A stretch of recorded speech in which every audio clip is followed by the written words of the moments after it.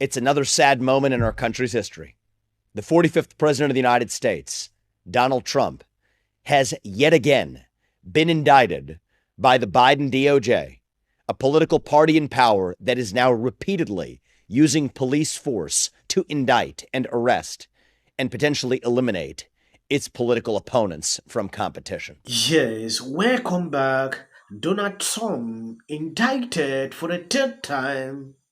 Ex-president hit with four charges including conspiracy to defraud the government and obstruct the electoral count for trying to overturn the 2020 election. This is insane.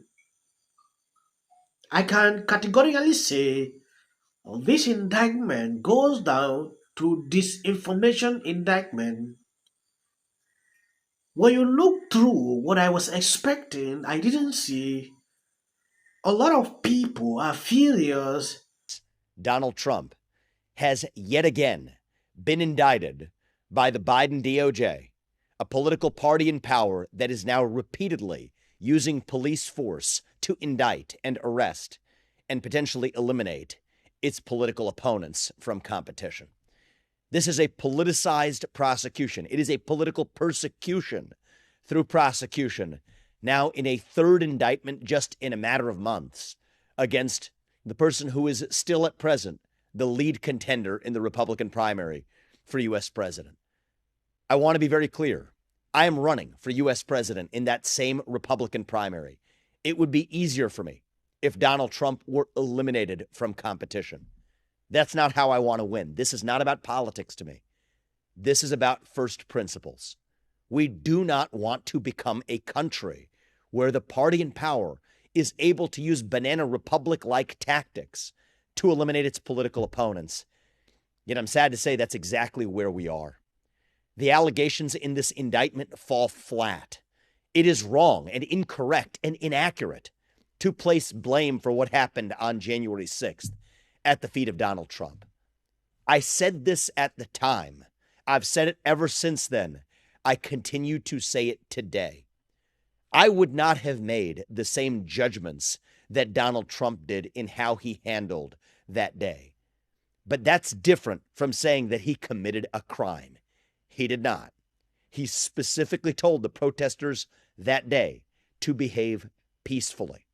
The First Amendment in this country gives political protesters the ability to express themselves and their opinions freely.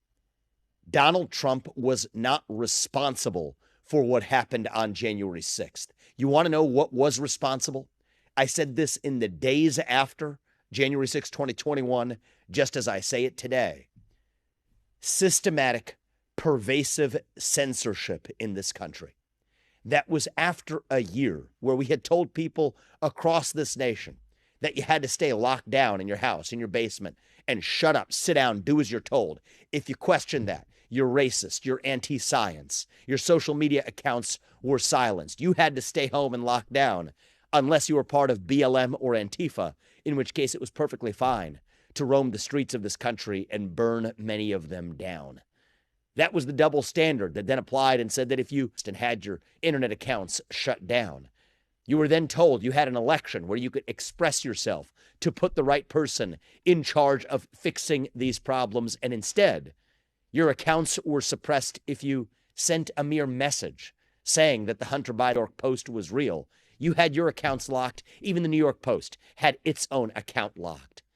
And if you repeatedly then tell people they cannot speak, that is when they scream. If you repeatedly tell people they cannot scream, that is when they tear things down. And I think we are making a grave mistake in this country by trying to pin the blame for that at the feet of one man.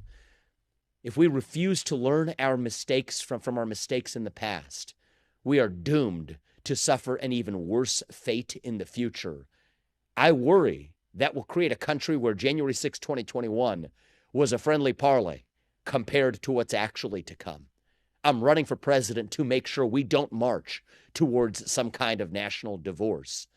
But the first and most important step that we as candidates can take in this race is to speak and speak forcefully on the side of principle, to say that even if we're competing against Donald Trump, as I am, I do not want to see him eliminated from competition using these politicized. Yes, Vivid is the only person I've seen with a strong message pertaining to what is going on. I read through what Ron DeSantis sent out. He did not mention Trump's name. Instead, he had to focus, you know, on campaigning. I don't even want to read that out here because sometimes when I see this, it was extremely weak. You cannot tell me you will shut down the DOJ, you will change this person, without actually addressing what is happening. When I went through the comment section of that, I realized how some people were just furious to even read it. It was just so insulting, but Vivid took his time to put this video. It is very encouraging, sometimes to hear what someone like this is standing up to say. Yes, this is something a lot of people never thought could be happening at this crucial moment. Just when campaigns are going on, this is coming. If you have noticed something throughout this indictment, when they hit Biden, just the next day, one indictment will come. It is like you attack me, I attack you. That is what I've been noticing. The three indictment, just the same scenario. You really need to ask yourself, why is this happening? According to this article published by the Daily Mail, Trump is facing four counts, including conspiracy to defraud the US government and obstruct the electoral count for trying to overturn the 2020 election. The 44-page indictment says he was determined to remain in power despite having lost. Special counsel Jack Smith said in a televised public statement following the release of the indictment that the attack on the Capitol was fueled by lies made by Trump targeted at obstructing the bedrock functions of the US government, the nation's process of collecting, counting, and certifying the result of the presidential election. He pledged that his office would conduct a speedy trial.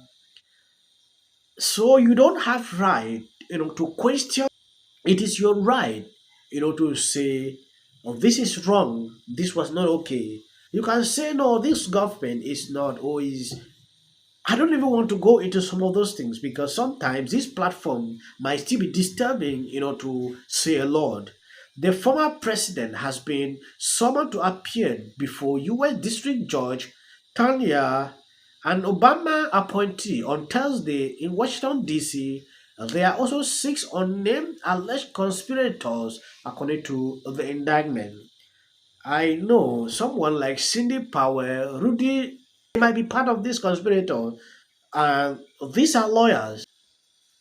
That is just to tell you, if you question these people, they will charge you.